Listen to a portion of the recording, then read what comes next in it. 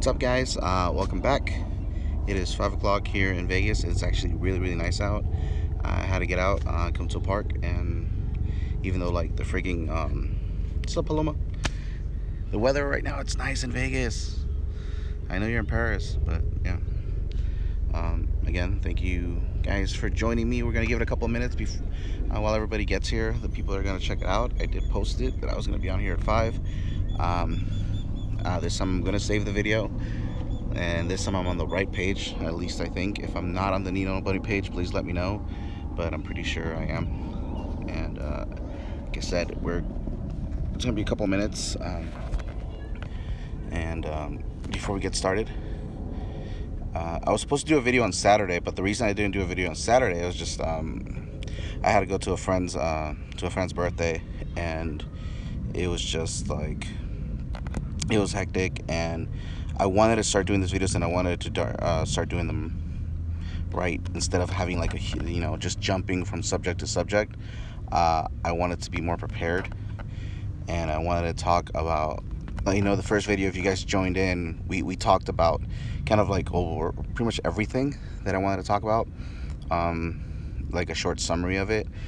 From now on, I want to start doing stuff on certain things. I will post the video on YouTube if you guys can't stay for the whole thing. But yeah, it was like the talks from now on are going to be specific to certain things. I am doing my homework, I'm doing my research, and like I said, I will post them. I will post them again on YouTube as well. If you guys want to follow me there, it's Juan Muñiz Art on my YouTube. But again, thank you guys for joining us. And it's going to be probably about one more minute before I get started. On YouTube, they don't see like the people's comments and stuff like that, because for some reason Instagram doesn't save those. So I might not be responding completely a lot to the comments, or I don't know. But it won't make sense on YouTube when I talk to people on here. But I do want to thank again everybody for taking time out of your day to talk about this stuff. I'll continue to do it as long as people want me to do it. I continue to keep getting direct messages and emails from people telling me their stories, telling me thank you, telling me that it helps to relate to somebody, or to know that people out there are dealing with the same stuff. I have gotten a few of them where people are like, what you're doing is dangerous, you're not a mental health professional, and I kind of just tell them, it's like, I know I'm not. I'm just like everybody else who deals with this and just wants to talk. Hopefully people want to listen. If people can relate to it, that's great. But by no means, again, I have any expertise on being a mental health professional. So with that, we're gonna get started. I wanted to call this video silent depression. I want to talk about it, what causes it, what it is, and yeah, it is about sharing our stories. But yeah, silent depression is something that I kind of do myself. I know a lot of people do. I think majority of the people that deal with depression, they kind of do this. But to me, silent depression are those moments in our lives where we kind of like dwell and focus on our depression and our anxiety, but we do it on like inward, and we keep it bottled in.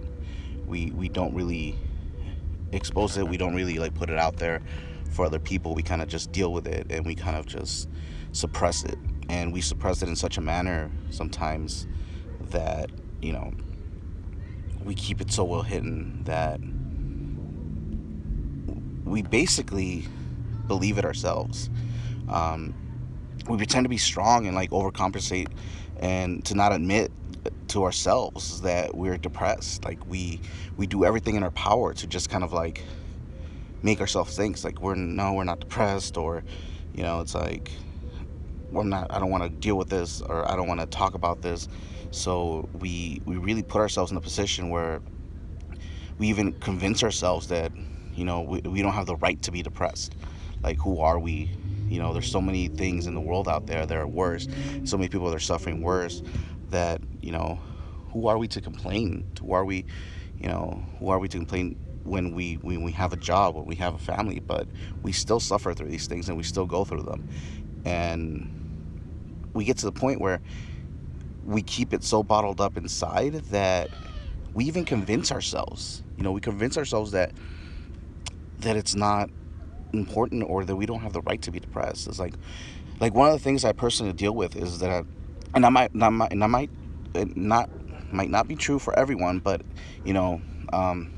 is a minority, as coming from my family, with the Hispanic background, or being a male, or I don't know what it is, but we're kind of felt we feel, and we kind of are forced to believe that, you know, we shouldn't feel that way and we shouldn't talk about it. I was watching this, like Gabriel Iglesias, the comedian, yesterday, and there was a thing where he was saying, it was kind of funny, and that in the Mexican culture, there's a thing where anything that you say could be discredited by just our family going, ah.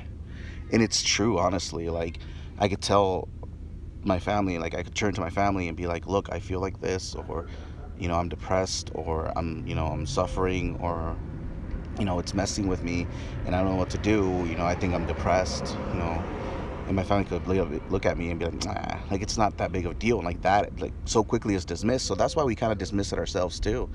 Personally, I know I do that. And we're not really allowed to talk about our mental health problems and our mental health issues. I've gone through stuff in my life in this past year that has caused me to get to where I am today and here in front of you guys talking. Last Labor Day, my niece collapsed. She's 15 years old. She collapsed and she was rushed to the hospital, and we found out that she had a hemorrhage in her head.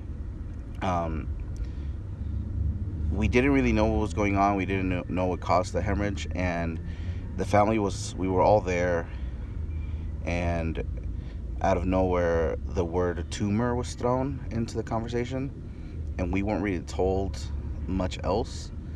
And the moment that they said tumor, it just scared the crap out of everyone, because we kind of knew what was going to happen. At that point in my life, I was dealing with a lot of stuff personally, just with my life, my career, my mental health issues. And that happened, and just kind of felt like my whole world was collapsing, because it's everything, like the whole world's shitting on me. But then I stopped myself and I'm like, dude, your niece is sick. You've seen this kid as a baby grow up. She's 15, 16 now, and like, what right do you have to feel this way? She has a tumor in her brain. She's hospitalized. She has to be rushed to another state, helicoptered out. You don't have the right to complain. You don't have the right to talk about your depression. It's like, boo-hoo, you're sad. This kid's dying. And, I had a tendency to shut down. I had to be strong, and, I had to be strong for them. And I felt that if I was depressed, or if I was crying, dealing with my own issues of my mental state, that I was being weak. And that's a common mistake that a lot of people do, is that they mistake depression and feeling for weakness, which is not. It's not a weakness. It's something that we deal with, and we have every right to feel that way. I'm there for her and I'm there for my family, but at the same time, it's like, I can't forget myself. I can't forget and put my mental health aside, because I'm not going to be good for anybody if I'm not well. And I want to be there for them, and I am. And the mistake that I made is to tell myself, is like, quit being weak and just overcome it, and just deal with this and be there for them. Like, forget your problems, forget your issues. They're not that big of a deal. That's one of the things that we do, constantly, is like, it's like, okay, we have this, we got to pay these bills, we got to take care of the family, we got to go do this, we got to do that. I don't have time to be depressed, I don't have time to be sad. But then we just kind of like bury it deep inside, so we even force ourselves not to believe it. there's a quote that I really like that basically says being strong is killing us. Being strong, the facade of being strong, or trying to force ourselves not to feel or not to think or not to dwell on things, is really like, it's killing us, because we're forcing ourselves not to feel.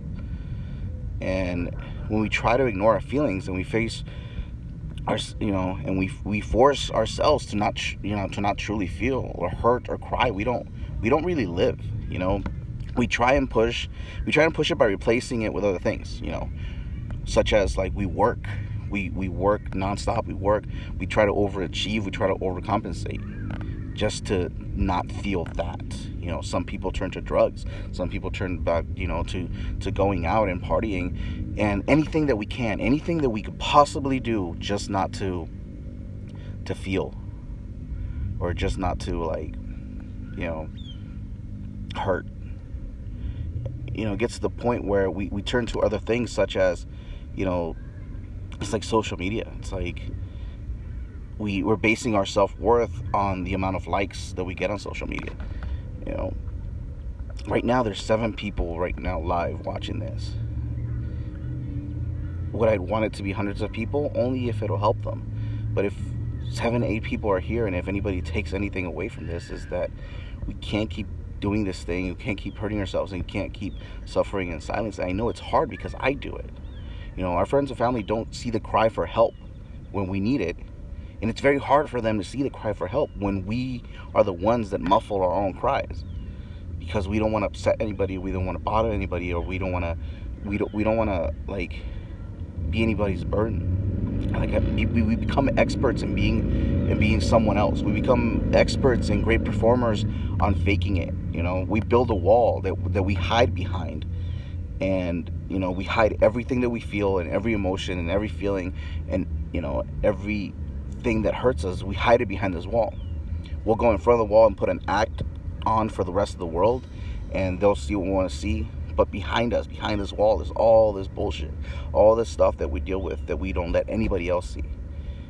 So how can they see our cries for help when they don't even see that we need help? But the stuff that's behind the wall is pushing us. It's pushing from behind us. It's coming at us. The wall's not going to break, but we are. We need to tear down that wall, and we need to quit faking it. We get so good at it that we even believe it. But when we do that, again, we're left with a void. We're left with a void inside of us, because we just can't fulfill it, because we can't even allow ourselves to feel. That's when we keep, like, walking through life wanting to cry, but we have no clue why we want to cry. I know that all of us, at one point or another, you could be walking around, you'd be having a regular whatever day. You could be just going to the store or going to work, and then this depression or something, you don't even know what it is, and it just hits you, and it hits you hard, and it hits you like a ton of bricks. You don't know where it comes from. You don't know. You can't pinpoint it. You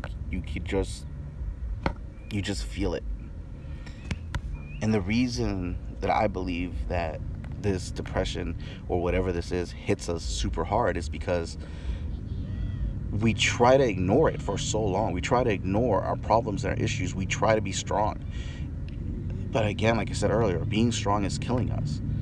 We try to think that, we're fine. And meanwhile, that thing that's messing with us is getting more full and more full and more full, to eventually our body rejects it, and we just can't take it anymore, and one day we shut down. It's like, we're so exhausted by putting on the show for the rest of the world. We go out, we put on a smiling face, we put our customer service hat on, we perform for everybody, just to not have them know that, we're suffering or we're going through this thing. So we are constantly performing as the person that is well. And we do this for the entire day. And then we get home and we feel like I need to decompress. I need to take some time for myself and stuff like that.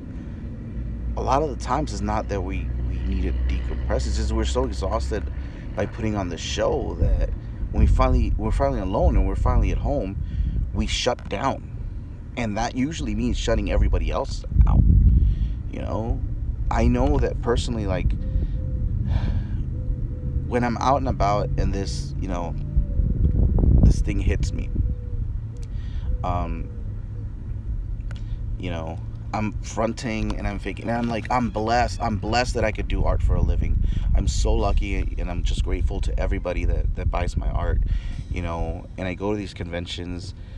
But because I have this anxiety and I have this depression, like, it's amazing to meet the amount of people that I meet and people telling me that they love my art. And I am truly honored by it and I'm humbled by it. But then the moment that I walk away from a convention or a show, that little demon starts messing with me. And it starts telling me, it's like, well, now you have to live up to the hype. Now you have to do better. It's like, are you even that good? And then that little thing starts making you question everything about you that is good, everything about you that is right. And it starts picking at you over and over and over again. And we're so exhausted by the time we get home, but we're still showing the world who we want them for us to be.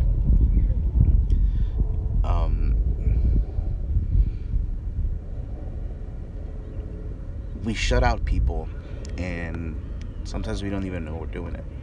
We're so programmed to just be the person that we think we need to be, that at the end of the day, people kind of know us, but they don't really know us. The reason I started doing these videos, another reason, is I wanted to open up because it might help somebody.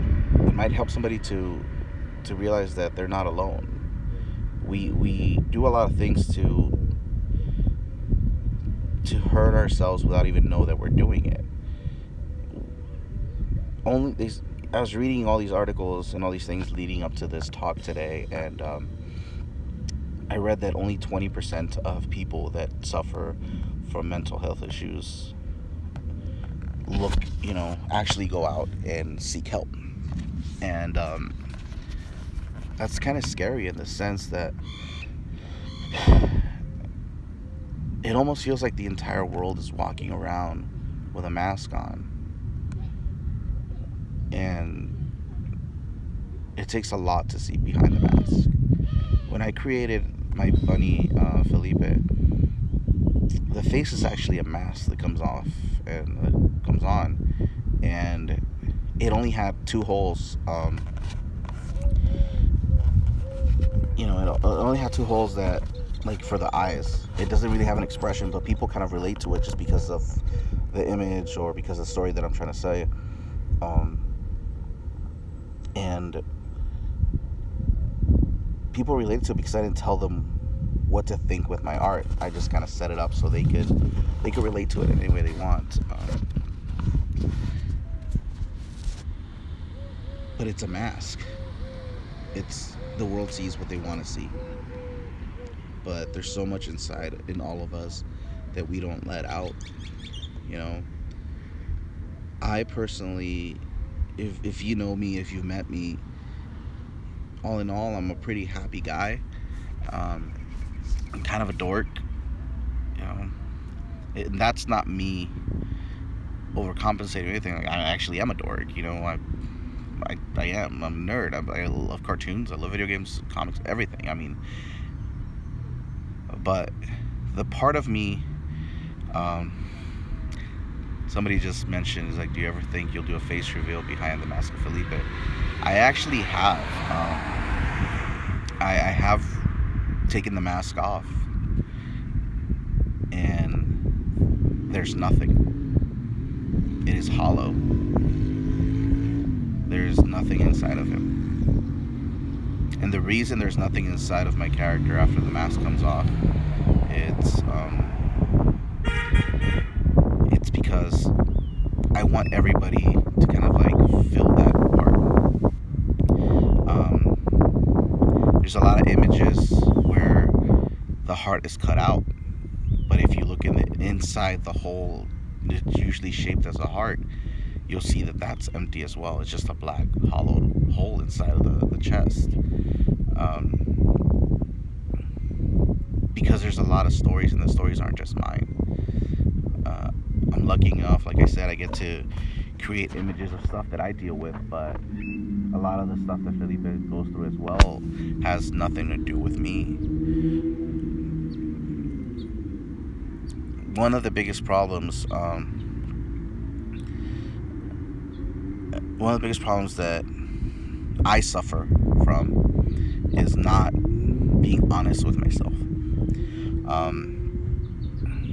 And I'm so good at not being honest with myself that I believe my own bullshit. I tell myself that I'm okay when I'm not. I tell myself there's other stuff more important that I have to worry about, and there isn't. I tell myself that, you know, the problems of the outside world are more important than mine. And, you know, we're told a bunch of times, it's like we're such a tiny little speck in this vast universe that we live in. Okay, it's like, so, you know, it's not really that important of what happens, because in the history of the universe, in the history of the world, you know, we're just a tiny little speck. Well, who says the fucking speck doesn't matter? If you take out all the little specks in the fucking world, then it'd just be an empty fucking world. I may be a tiny little speck in the fucking effect of everything. Yeah, it's like a butterfly effect, but, you know, yeah, the butterfly effect, somebody just mentioned it. You know, one little thing could cause all these things. And that's what the last talk that I had, you know, and that's why it bothered me so much that I found out that my friend passed away. Like, I felt that I could have done something, because I know that in my life there's been little tiny things. Some people, and I mentioned it last time, little tiny things can affect something so big. Little tiny things can deviate something from one way to another. It could be a song, it could be a poem, it could be a painting, and that's why I constantly want to keep creating. I constantly want to keep drawing. And I constantly want to keep painting, because who knows if that image, that one time, helped somebody.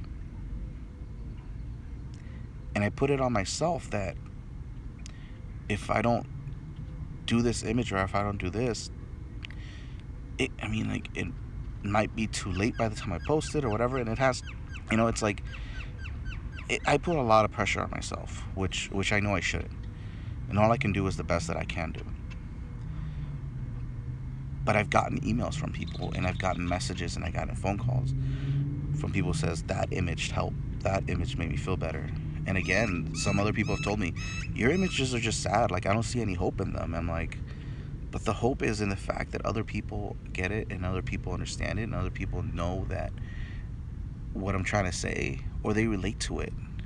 And for that second, while they're looking at that image, they may decide to not do something that they can't, you know, they can't take back. It's done that for me. It could be listening to a song or watching a documentary that takes me out of that state of mind where I want to, I'm not gonna fucking sugarcoat it, where I want to end it. And I'll watch something, and I'll see something, or I'll hear something, and it's not just like it's motivation for me to create. It's more of a motivation. It's like, you have a lot to say in this world. You have a lot to do. With this conversation, specifically this video about, you know, silent depression, is we force ourselves to be as normal as we can be, or as what we think we have to be. We don't want to bother people. We don't want to be burden to anybody. I know I feel that way, and I keep quiet a lot of times. But when I can't physically voice something, I'll usually write it down or I'll draw something. You guys will get a new drawing or a painting from me. But there's a lot of people that don't do that, or they don't have that outlet, or haven't figured out an outlet to how to deal with it. So that's why me creating stuff, even if that's their outlet to, you know, feel a little bit better, you know, that'll help. Because yeah, I mean, we do internalize things. We keep it buried in, and we start filling this negative void with negative thoughts, and eventually we just break down. We break down where we shut down, we shut other people out, and to some it just gets to the point where it's just too much, and it's easier to just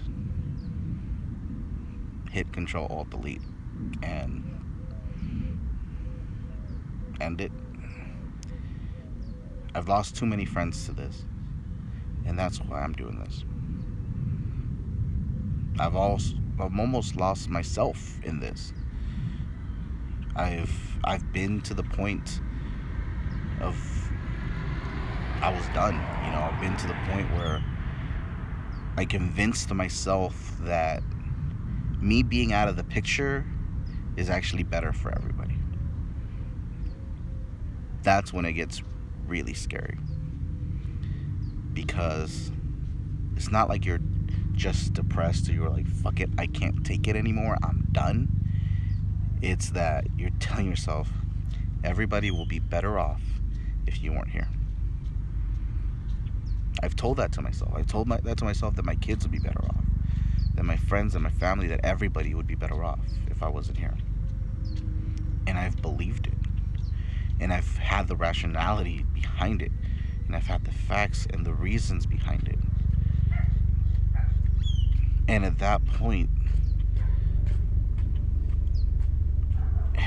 you know, it's a wonderful, at that point, that's the points that scare me.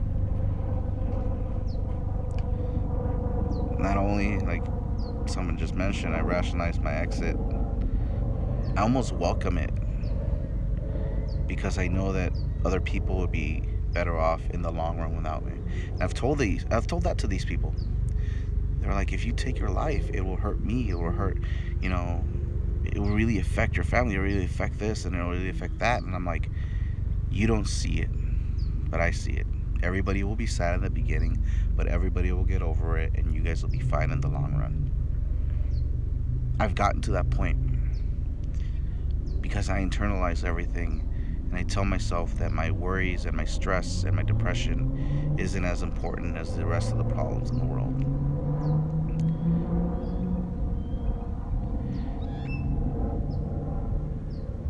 I personally feel like I would stop hurting them once I'm gone, but I don't think I ever want to find out.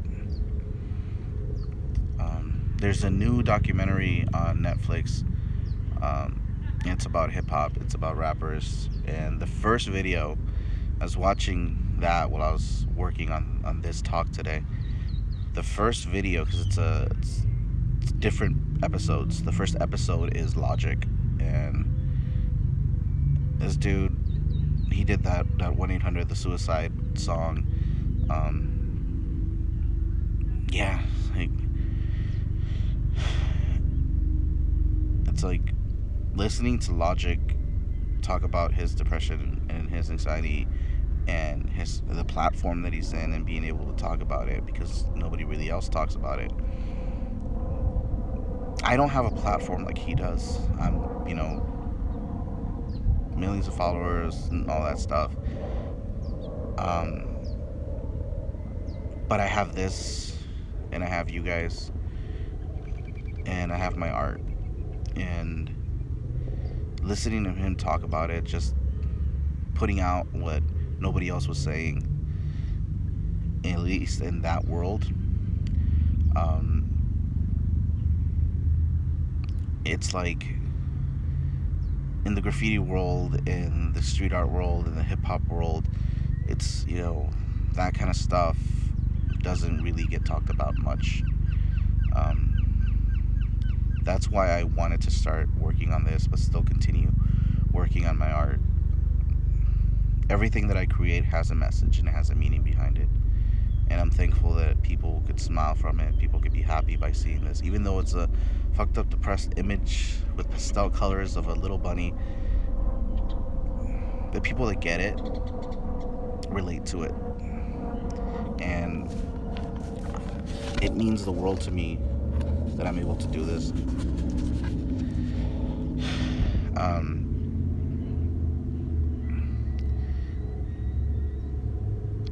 The stigma behind it is so great, like so big. And I'm glad that more and more people are talking about it. But then because more people are talking about it, then people are saying, well, depression is becoming mainstream. It's like, it's not that it's becoming mainstream, it's the fact that more people are opening up about it. And we need more and more people to open up and talk about it. Because if we stay silent, all it takes is one word of encouragement, or for one person to feel that other people understand them, or other people are going through the same stuff, for them not to pull the trigger, for them not to do that last mistake. We have to keep putting it out there. We have to keep doing what we can to reach out to as many people as we can.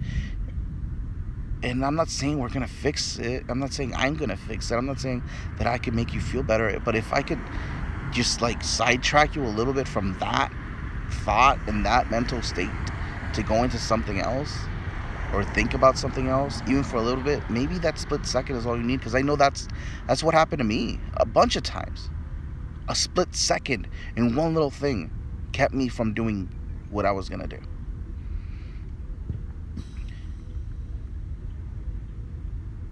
I'm so thankful and I'm grateful that I'm doing these, and I don't know if it helps anybody else. I hope it does. A lot of people have contacted me saying thank you, but I just want to thank you guys. But just know that this helps me a lot. I have a lot of stuff that I still want to continue to talk about, but I want to try to stick to about 30 minutes to these videos, and we're a little bit over. I will be posting this on YouTube. Again, my YouTube is Juan Muñiz Art. I have like 3 videos. I'm not trying to be YouTube viral or anything. I'm just trying to talk to people and just trying to share my story. For the people that have been asking me about my book, I need to film the video for the Kickstarter. I want to get it out as soon as possible. And I want to be able to reach out as many people as I can. If you guys have friends that you feel could benefit just from being here, just listening, just talking, just be like, hey, there's this crazy Mexican dude that just talks about crazy shit, invite them to follow my page. I'm not doing this for followers, guys. I really am not. I'm just trying to talk, and these videos are helping me, and I hope that it helps you guys as well. But I'll keep you guys posted with the Kickstarter. The book is called I'm Not Okay, and it will be out soon, I promise. I just gotta get the video done. Everything else is done. But I've been really focused on trying to do everything right, and my life is changing right now. It's shifting into a different direction, and it's scary, but at the same time, I feel good about it. My voice may not be as loud as other people with bigger platforms, but if it helps anybody, besides me, because it is helping me just that you guys are here. Um, I just want to help somebody else. I don't want to find out that I lost another friend that I could have reached to. Um, thank you guys so much for the encouragement. Thank you guys so much for the support and the love. I promise I will post this video on YouTube. Hopefully I save it right after I'm done with it. Um, and if you think that you have a friend that's dealing with depression and stuff like that, just invite them to, follow my page. I'll let you guys know when I do another video. I'm hoping maybe Friday, maybe Saturday. I haven't picked the subject. I know it's still going to be about mental health, but I haven't picked the subject on what specifically it would be. But again, thank you guys so much for the amazing comments. If you guys have any questions, if you guys need to know anything, just shoot me a direct message.